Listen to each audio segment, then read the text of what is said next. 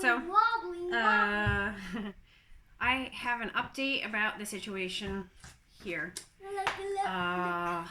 in Sardinia about what's going on with the coronavirus. I've had some friends who are interested in traveling either to Italy or to Sardinia, possibly maybe this summer. My God, your shirt is soaking wet. He's been outside playing with water. And here, you stand here. Come up here. Okay, go ahead. You want to be in the video? Okay. Egg. Oh, okay. We made an egg. It's a Kinder toy surprise cup that he's filled with water. Now it's an egg. Okay, so let's talk about the coronavirus, huh? Like we all haven't had enough of that. With water. So we are entering a red zone, meaning we're undergoing another lockdown, a 2-week lockdown for like 15 days or something like that. Sardinia has been fortunate enough to be in a white zone a few weeks ago, which is really good, really good. But unfortunately, the island is oftentimes what people refer to as the puppy of Italy, meaning that they use us like test rats a lot of the time to test their theories and their legislation on us, see how things work, that kind of thing. And it's been no exception with the COVID situation. So Italy has been bad for some time, again this year with COVID cases. But Sardinia has been a territory that's been very much spared from it. I mean, not to say that we didn't have cases, not to say that we didn't have deaths. But it's getting bad, and the reason for that being is that the government, our government in Sardinia, has had a very difficult time. Not sure if they've even tried as hard as they should be, but they've had a very difficult time managing the influx of tourism or of travel. To put it to you in layman's terms, I guess, over Easter, we were told that we'd be put on a preventative red zone status, which meant that we could only travel within our municipality. So for people from back home, like in Weatherly, PA and stuff, that would be like if you live in Weatherly, you can't go to Hazelton and you can't go to Whitehaven. You couldn't even go to Jim Thorpe. Okay, so like it's not about the county, it's about your municipality, where you have a county, or not a county, excuse me, where you have a city courthouse, like a courthouse in your town. That's a municipality. You cannot leave that. We were only allowed, they say, if you have a child under the age of 6, which is my case, you could go visit a friend or you could go visit like a grandparent or something within your municipality 1 time per day. And if you're stopped, you have to have a declaration. You have to explain to them where you've been and that you're going right back home. And that's it. You're allowed to leave your house 1 time per day. But that was just for the red zone as it pertained to the Easter holiday weekend. Now we're entering a different kind of red zone. This is because the cases are getting out of control again, and even here in Sardinia. One of the reasons why is because during the Easter holiday, we were told that we were not allowed to go from one municipality to another. Yet somehow it was okay for Italian people from mainland to get onto a ferry or a plane and successfully enter Sardinian territory and go as they wish. Originally, we were told that they were going to have to meet one of 3 criteria. One would be that they have recently been vaccinated, and I'll get onto that in a minute. One is that they have been recently vaccinated and have the proof, the documentation. Free to go. I agree with that. Secondly, you, within the last 48 hours of travel, had to have gotten the swab, the test for COVID, and prove that it was negative. I think I can support that too. The third of which, if you didn't have neither of those criteria, you would have to undergo a swab test at the airport or at the harbor. And you'd have to wait around for the results, but I mean, I recently took the swab here in my home and it took a matter of 5 minutes and that was it. So I know it's really rapid. The rapid tests are super fast, and you know. There were people who refused. They refused when they were told they'd have to take the test. They didn't have the other 2 criteria, and they let them go. Or there were people who they performed the test on. It wasn't, I guess, a rapid test or something like that. And then they found out later that they were positive. Okay, or maybe they took the test in Italy within the first 24 hours, not 48 hours or something. And when they awaited the results and they got results somehow, that proved that they were actually positive for the virus. And they were already halfway around Sardinia in a van, in a RV, whatever, vacationing. Because it's been nice out. So the Sardinians are not allowed to move from place to place, from municipality to municipality. We're only allowed to leave our house one time a day, okay? And yet, mainlanders were allowed to come here in our territory. Explain to me. No, you can't explain it to me because I can't explain it to you, and I'm here. We're baffled and we're angry because we were a couple weeks ago in a white status zone. So we had very little cases. We were good. And now we're in trouble. What does that say to you? You know? There are some people who are like, oh, it's all these ragazzi, ragazzini, all these teenagers getting together for spuntino, which is like a luncheon with friends and a long table, you know, like the typical Italian spuntino, right? But that's not happening. I don't believe that's the reason, and I don't believe there's too much of that happening. There are a lot of people who say, yes, it is happening. Okay, va bene. I believe you, it's happening. Some people are maybe skipping out on the laws, but it makes no sense to me how a law can be enforced within a territory, and yet it can be perfectly permissible to subject that territory to an influx of your infected persons. Explain that to me. I don't get it. And we've recently, Italy has gotten rid of its prime minister. So the prime minister that was Conte, who was doing our lockdown last year and pissing people off and making all the wrong decisions, he's out of the picture. They got rid of him. Well, now there's another vulture in the fucking office. The guy who replaced him apparently is not much better. Oh, excuse my language. Anyway,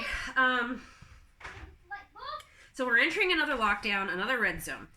The rules right now in the next 15 days or whatever is the kids are still going to be able to go to school, so that's good. Mino gets to go to school.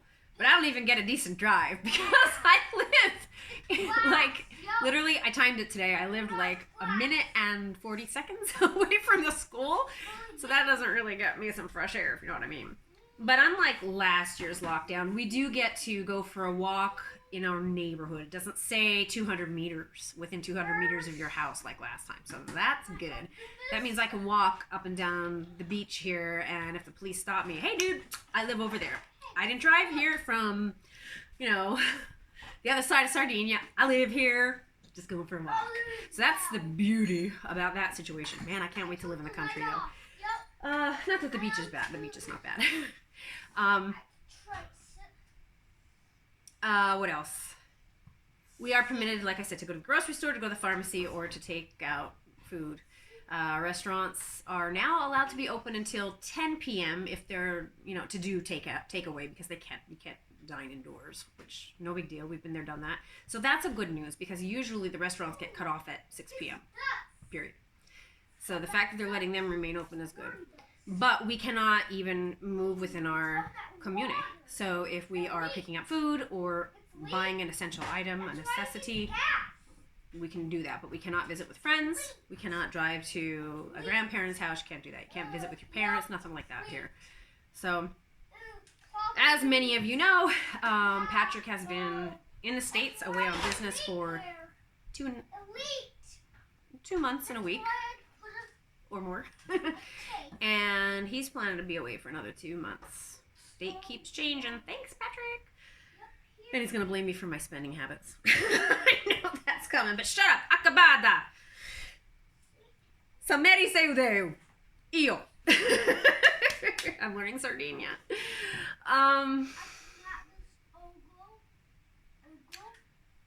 But that's what we're up against. And I'm freaking out. I gotta admit, I'm freaking out. I miss hugging my friends. I miss kissing my friends.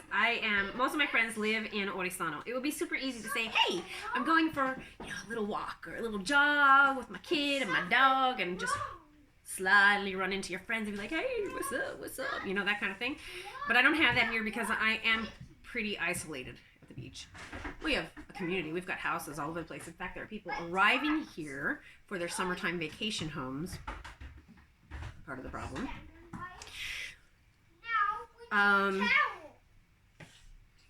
But like my friends don't live in this town, so I'm on my own. I feel very alone. I feel very, very alone. I really do. I'm getting so sick of it. I'm getting so sick of it. Just with Patrick being gone, and you know, friends come around when Patrick's here, but I feel like sometimes they kind of forget about me being a lonely old psychotic American with her crazy, super hyper energetic psychotic 5-year-old. Maybe that's why they leave me alone. They're like, ooh, she's a crazy American. I'm gonna stay away. I don't know. I don't know what it is. But anyway, so now I get to look forward to the next 2 weeks of a nightmare where I can't even really take my kid to go play in the park. I don't think that's gonna be allowed. Maybe we could go for a walk, but is it worth going for a walk if I know we're gonna pass the park? He's gonna see the swing sets and he's gonna start throwing a temper tantrum because he wants to go on them. We've been having a lot of temper tantrums lately. I think it's because he's missing Dad. Patrick is exhaustively working his butt off. Lucky for him, he got the vaccine. This is another thing I wanted to touch on. The vaccine. So we barely have a rollout here. I'm gonna be honest. For what everyone is used to in America right now, there's a decent vaccine rollout back there. I know that a lot of people struggle to secure appointments to get their vaccine. Patrick didn't have a problem, so I guess it varies from state to state. He's in LA. It seems to be very easy to get it in LA. Europeans are a bit jealous because we barely have a rollout here. Today I researched and found out there are, 4 manufacturers of the vaccine now, which is great. There's 4 different companies. And we still can't seem to get past the essential employees, meaning, okay, and essential employees, they're not even considering grocery store personnel or teachers yet at this point. They are only referring to essential employees as medical personnel are allowed to get the vaccine. So we're still at that stage, okay? It's not available widely to the public yet. One of the reasons being, and this was known like 6 months ago, that the European Union is in a huge deficit of being able to obtain enough vaccines to host a decent rollout for the population. And I have my own ideas. I think America got themselves a great ass president. Congratulations, because US has money, money, money, and obviously all and any of the vaccines that are manufactured in Europe are going to go to the highest bidder, America, and that's why you guys are so fortunate that regular layman's people at this point can basically get the vaccine.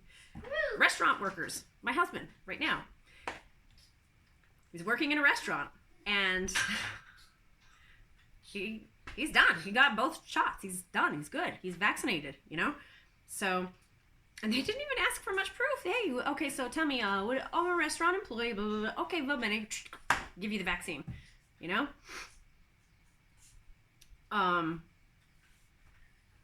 But here, no. No. Regular people can't get it yet. We just don't have enough. So, that's the case, too. That's also hurting us.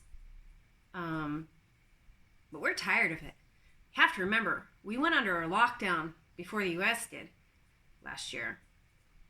And it was super rigorous. It was ridiculously strict. We weren't allowed to do anything. We were prisoners held up in our homes. And though luckily they're not quite doing the same thing to us now, it still feels like that. Because we are being prohibited from moving. Once again. And it is pretty strict. It is pretty strict. And we have no other options. We have no other choice. Well, I mean, I kind of feel bad sometimes for the leaders because they don't know what they're doing. They don't. We see the mistakes. We're obviously like, well, why were people allowed to enter Sardinian territory when they weren't complying with the 3 criteria for being permitted to do so? That's on the fault of the officials who didn't have clearance or didn't have enough gumption, I guess, to follow through with the protocol that was set in place. And it makes no sense. And my husband's like, well, this is why I can't stand the place, and this is why I didn't want to move back there. These people are idiots, blah, blah, blah, blah. And Sardinians and Italians will be the first to tell you, our government sucks! They don't know what they're doing, they suck! Isn't that right? But, who would have ever thought that a coronavirus would attack the world? I don't know. Just don't know. Anyway. This is the situation that we're in, and I'm tired. I'm tired of it. I'm really tired of it. Everyone is tired of it. I'm not alone in that. But I am alone in the fact that, you know, any family that is here is like really far away. Even if they're in Sardinia, they're really far away. So there's no chance of getting together. There's no chance of me having any kind of help with my son. There's no chance of me having any kind of break from him. So you would think, do something for yourself, right? Take a spa day when he's in school, you know, or go get a massage. No, I can't do that. Can't do that. We're dealing with a 5-year-old who is becoming aggressive, who is having a lot of anger. He's not getting together with friends on a regular basis. There's school, but they have to do learning in school. It's not all fun and games. Present. Oh, you got me a present. Oh, thank you. It's a ball. Oh, You this look thing my back. tractor. Oh, you brought in your tractor. Well, that's wonderful. Tractor on it. I love him. I love him to pieces. A 24/7 man. I mean, I put my dues in before he went to school, so to speak. You know, now I take him to school and I have to come straight back home. Luckily, I'm a bit of a homebody, but still. A chance for having a lunch with a friend, or a coffee, or a glass of wine, or anything like that. I haven't experienced that in a long time. We tried to do some of that when the restrictions were uplifted, but you still can't do the double cheek kiss, you still can't hug each other, you're still covered with a damn mask, you know, you don't get to see expressions, you don't get to exchange the typical kinds of energy that we get from being in proximity with our loved ones or with our friends. And I think that's very slowly destroying humanity. I think we're starting to have social issues now because of this. And, you know, I say that I think Mino's acting out in part because of the age that he is at, the stage that he's at, and also that, you know, his dad is super busy and doesn't have the opportunity to call us every night anymore. And when he does, you know, there's sometimes he has bad reception in the mountain, he can't video chat with us, and so Mino's not seeing his father. Oh, thank you. And so I'm it for him. I am his friend. I am his everything. I'm his... He brought me a bell. Oh my God. I'm tired. Anyway, I'm trying to hang in there. I'm laughing. That's the good news, but I'm also drinking a lot more. Here's a surprise. Anybody who knows me. There's a real big surprise. Well, gotta get some pasta. Oh, thank you. Now I have a handsaw. Nice. I have to get going now. I have to make lunch. Pasta is on the menu today. Okay, thanks. Okay. And my water's boiling. So that's an update for, I know Allison, you're always asking me about the state of Sardinia. I wish I could advise you on the summer status. Oh, I dropped that. But we don't even know what's happening from one day to the next. It changes 24 hours before things go into effect. So I don't know. I don't know anymore. We are all clueless. We all have no possible way of foreseeing the future or of understanding the new decrees that get put into effect. We just don't know. So it is what it is.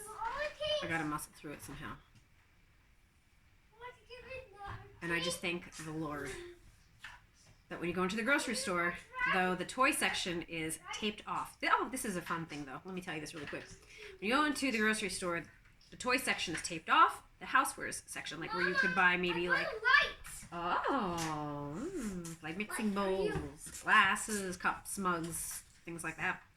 Those sections are taped off because even though you're permitted to go to the grocery store to buy groceries, they want to make sure you're getting your groceries and going. So you're not allowed to buy those other things. So they're taped off. And the toy section is taped off. This was the funniest thing ever because the toys have recently been moved into the same section as the baby aisle. So where you'd buy baby wipes, diapers, formula, that kind of stuff. So because you're allowed to enter that aisle, they don't have the entire aisle closed off. Instead, they just have like red, don't touch this stuff tape in front of the toys in that aisle. And I'm like, well, I could just go and throw like a puzzle in my cart, right? And they're like, no, they probably won't bring it out for you at the register. And I'm like, you're kidding me. Like, it's ridiculous. It's ridiculous. But here's my point. Here's where I was getting at. Among the essential aisles containing essential items for survival during pandemic lockdown, the alcoholic beverage aisle was wide open. Have a great day, everybody.